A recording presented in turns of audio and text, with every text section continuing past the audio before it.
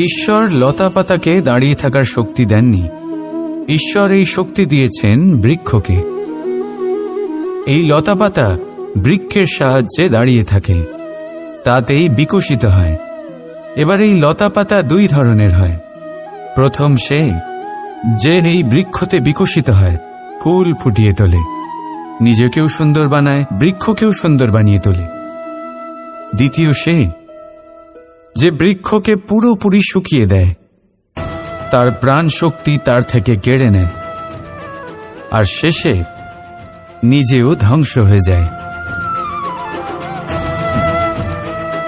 তাই মনে রাখবেন, যে ব্যক্তি সবসময় আপনার সাথে থাকে, সবসময় আপনার সম্বল হয়ে থাকে, সবসময় সে আপনাকে সাহায্য করে, আর যদি আপনি তার সাথে ছলনা করেন, আপনার অন্ত নিশ্চিত। এরকম কখনো করবেন না।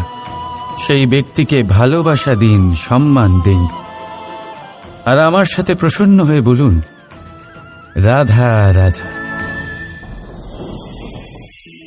ভাগ্য, কত সুন্দর শব্দ এই ভাগ্য, কিন্তু যতটা সুন্দর ঠিক ততটাই রহস্যময় এই শব্দ। কখন কি হবে কেউ জানে না। লোকে বলে যে ভাগ্যে যা লেখা আছে তার চেয়ে বেশি কিছুই পাওয়া যায় না, তার চেয়ে কমও কিছুই পাওয়া যায় না। নিয়তির যা রচনা তা কখনো মোছা যায় না। কিন্তু কেউ এইটা বোঝে না যে নিয়তি আপনার কর্মের দ্বারা বদলায়।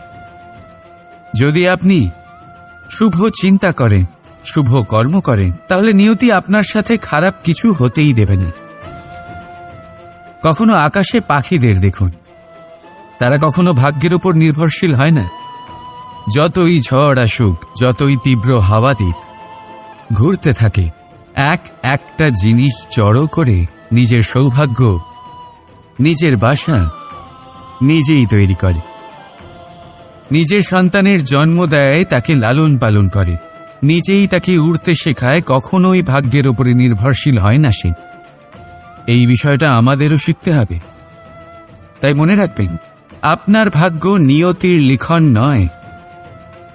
আপনার ভাগ্য তাই যেটা আপনি দিনের পর দিন আপনি নিজেই লেখেন। কিছু নিজে পরিশ্রম করে, কিছু নিজের ভাবনার জোরে। রাধা রাধা। বহুবার আমরা জীবনে নিরাশ হয়ে পড়ি, এই ভেবে যে নিরন্তর চেষ্টা করার পরেও আমাদের নিজেদের লক্ষ্য প্রাপ্ত হচ্ছে না। আমরা বুঝতেই পারি না এটা কি হচ্ছে। অনেকবার এরকম মনে হয় যে সেই লক্ষ্য যা আমরা চাইছি, সেই স্বপ্ন যা আমরা দেখেছি, যার জন্য আমরা নিরন্তর চেষ্টা করেছি, আমরা হয়তো তার যোগ্যই নই। ওই লক্ষ্যই আমাদের জন্য সঠিক নয়।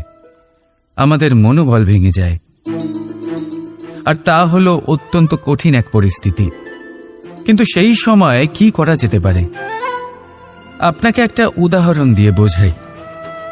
কখনো কোনো বৃক্ষকে দেখেছেন? সেও অনেক কঠিন পরিস্থিতির সম্মুখীন হয়, যেমন পাতা ঝরার সময়। এই সময় এলেও বৃক্ষ হার মানে না। সে নিজের পাতা ও ফুল বদলে ফেলে, কিন্তু শিকড় কখনো বদলায় না। সে তখন অটল থাকে। আর এই সময় চলে গেলেই বৃক্ষকে দেখুন, আবার ফুলে ফলে পরিপূর্ণ হয়ে ওঠে। এইভাবে আপনিও জীবনে নিরন্তর চেষ্টা করতে থাকুন। তাও আপনি সাফল্য না পেলে নিজের পথ বদলে ফেলুন, কিন্তু সামনে এগোতে থাকুন, নিরন্তর চেষ্টা করতে থাকুন। কোনো না কোনো রাস্তা দিয়ে, কোনো না কোনোভাবে আপনি পৌঁছে গেলে আপনি জানতে পারবেন আপনার সাফল্য আপনার জন্যই অপেক্ষা করছিল। রাধা রাধা। এই জীবনে মানুষ শুধু তিনটি জিনিসের পেছনে ছোটে: ছায়া অর্থাৎ সঙ্গী, সম্মান; কায়া অর্থাৎ সুন্দর বলিষ্ঠ শরীর; আর তৃতীয় হল মায়া অর্থাৎ ঐশ্বর্য। এবার অবাক করার মতো বিষয় হল, সময় এলে পরে এই তিনটি বস্তুই সবার আগে আপনাকে ত্যাগ করে। অন্ধকারে ছায়া আপনাকে ত্যাগ করে, বার্ধক্যে কায়া আপনাকে ত্যাগ করে, আর অন্তিম সময়ে মায়াও আপনাকে ত্যাগ করে। এগুলো কিছুই কাজে আসে না যার পেছনে আপনি সারা জীবন দৌড়েই যাচ্ছিলেন। যদি কিছু কাজে লাগে তা হলো আপনার প্রেমপূর্ণ ব্যবহার যা আপনি সংসারকে দিয়েছেন। এ হলো সেই প্রেম যা অন্ধকারে প্রদীপ হয়ে আপনাকে আলো দেবে। এ হলো সেই প্রেম যা বার্ধক্যে হাত রূপে আপনাকে শক্তি দেবে, সহায়তা করবে। আর যখন আপনার কাছে অর্থ থাকবে না, তখন এই প্রেমই আপনাকে সামর্থ্য যোগাবে। জীবনে যদি কিছু উপার্জন করতে চান তাহলে শুধু প্রেম উপার্জন করুন। যদি আপনিও আমার মতো দূরের কথা ভাবতে চান তাহলে শুধুমাত্র প্রেম উপার্জন করুন। আর এখন এই প্রেম ভাব নিয়েই বলুন, রাধা রাধা। সাফল্য কে না চান? সাফল্য লাভ করার, শিখরে পৌঁছানোর আলাদাই একটা আনন্দ রয়েছে। আর আপনজনদেরও কে না চান? প্রত্যেক মানুষ চান যেন জীবনে তার কোনো আপনজন থাকে, যারা সবসময় তাদের সাথে থাকবে। কারণ আপনজনের সাথেই তো সাফল্যের আনন্দ সব থেকে বেশি পাওয়া যায়। কিন্তু আসলে কি হয়, অনেক সময় সাফল্যের খোঁজে সেই পথে চলতে চলতে আমরা আপনদের থেকে দূরে চলে যাই। না চাইতেও দূরে চলে যেতে হয়, ওনাদের সাথে সময় কাটাতে পারি না। আর আমরা ভুলে যাই যে সাফল্যের আসল আনন্দ আপনজনদের সাথেই পাওয়া যায়।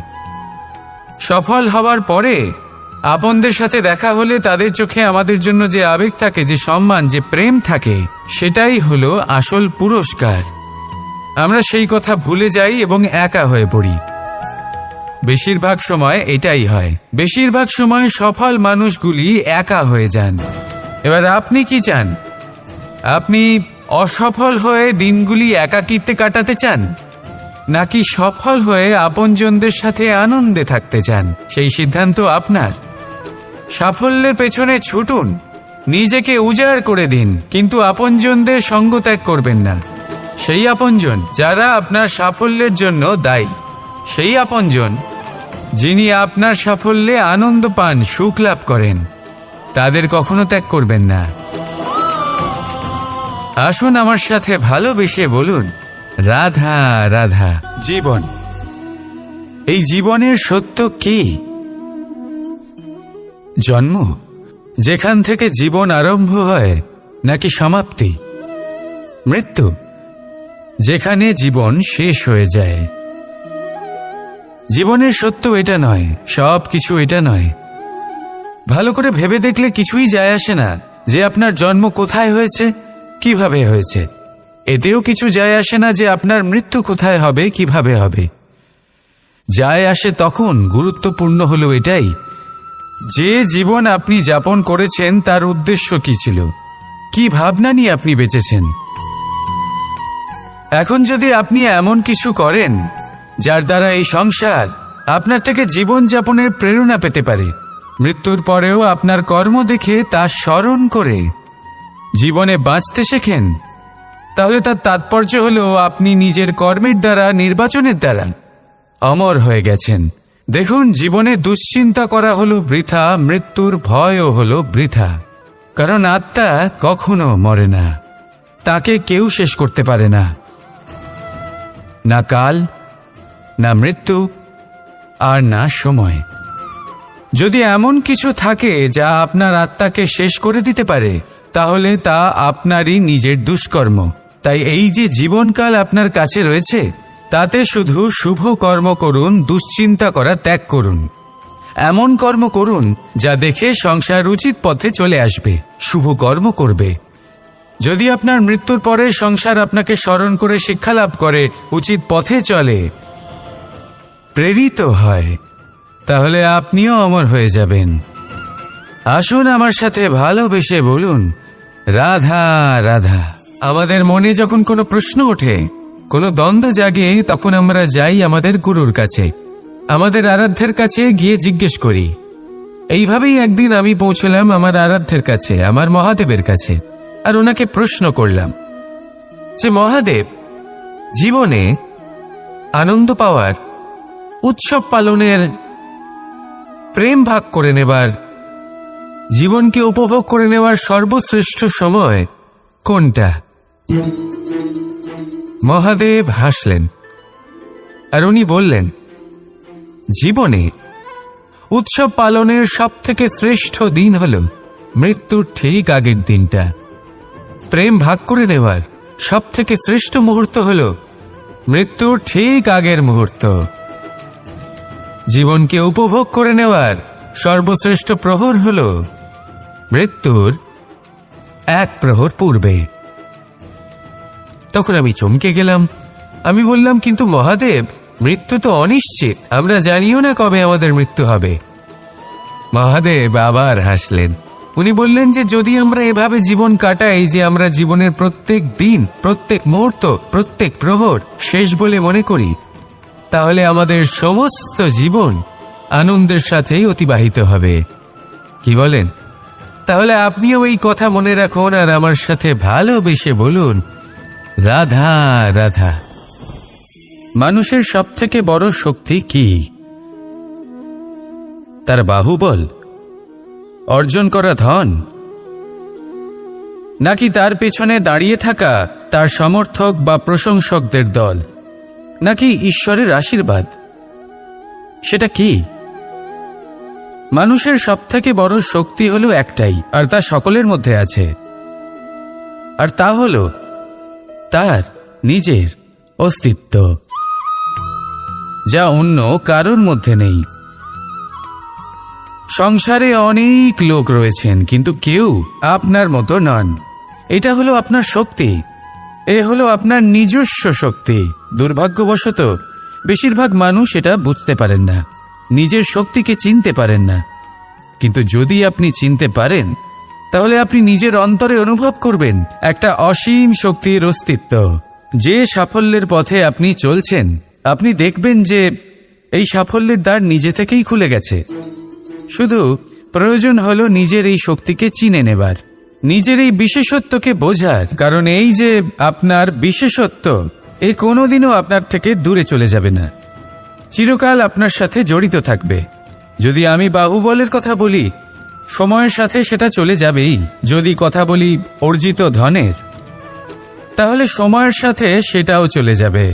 মিত্র, পরিবার, বন্ধু, আশীর্বাদ, এই সব কিছু আপনার থেকে দূরে চলে যেতে চলেছে, সেটা আপনিও জানেন। কিন্তু এই যে আপনার অস্তিত্ব, আপনার বিশেষ শক্তি যা শুধু আপনার সাথে আছে, তা চিরকাল আপনার সাথেই জুড়ে থাকবে। দরকার হলো শুধুমাত্র এটা চিনে নেওয়ার, নিজের উপর বিশ্বাস রাখার, আর জীবনে এগিয়ে চলার। আপনি যদি এটা করেন, তাহলে সবাই এটা দেখে আপনার থেকে শিক্ষা নেবেন। তাহলে এটাই করুন আর আমার সাথে ভালোবেসে বলুন, রাধা রাধা। নাম, এই নাম আসলে কি বলা বড়ই মুশকিল। এই সংসারের প্রত্যেক বস্তু, প্রত্যেক ব্যক্তি, প্রত্যেক স্থান, প্রত্যেক জাতি, প্রত্যেক সম্প্রদায়ের নাম আছে। কিন্তু এই প্রত্যেক নাম কি যথেষ্ট? একেবারেই নয়। দেখুন, কিছু নাম হয় যা জন্মসূত্রে লাভ করা। যেমন আমার নাম রাখা হয়েছিল কৃষ্ণ, কিন্তু পরে মা আমাকে আদর করে কানাই বলতেন। যখন আমি গোবর্ধন পর্বত ধারণ করি, তখন সকলে আমাকে গোবিন্দ বলে ডাকতেন। যখন আমি কংসের সংহার করেছিলাম, তখন সকলে আমাকে কংসহারি বলতেন। যখন আমি গীতাতে জ্ঞানের উপদেশ দিয়েছিলাম, তখন সবাই আমাকে যোগেশ্বর ডাকতেন। কিছু নাম হয় যা জন্মসূত্রে পাওয়া যায়, আর কিছু নাম হয় যা কর্মসূত্রে পাওয়া যায়। জন্মসূত্রে পাওয়া নাম মৃত্যুর সাথে সাথে শেষ হয়ে যায়, কিন্তু কর্মের দ্বারা প্রাপ্ত নাম মৃত্যুর পরেও অক্ষত থেকে যায়। তাই আপনি এই নামের মোহে কখনোই জড়াবেন না। শুধু কর্ম করতে থাকুন, তাহলেই এই মন আনন্দিত হয়ে উঠবে। আসুন আর আমার সাথে ভালোবেসে বলুন, রাধা রাধা। এই সংসারে সবচেয়ে বড় পাপ কি হতে পারে? কেউ বলবেন অসত্য, কেউ বলবেন ছলনা, আবার কেউ বলবেন লালসা। না, সংসারে সবচেয়ে বড় পাপ হল নারী জাতির অসম্মান। নারীর মান ভঙ্গ করা। কারণ এই অপরাধ কেবল নারীর শরীরকেই নয়, বরং তার মন আর আত্মাকেও আহত করে থাকে। তাহলে এবার প্রশ্ন হলো, যে এই অপরাধ করেছে তাকে কি শাস্তি দেওয়া উচিত? কেউ বলবেন শারীরিক যন্ত্রণা, আর কেউ বলবেন মৃত্যুদণ্ড। কিন্তু এই অপরাধের শাস্তি নির্ধারণ করার আগে এটা জানার কি কোনো প্রয়োজন নেই যে অপরাধী আসলে কে? এখন আপনি বলবেন সহজ ব্যাপার, সেই পুরুষ যে নারীর মান ভঙ্গ করেছে। কিন্তু এ কি সম্পূর্ণ সত্যি? নিজের অপমানের জন্য, নিজের সম্মানকে নিজেই হারানোর জন্য কখনো নারী কি নিজে দায়ী হতে পারে না?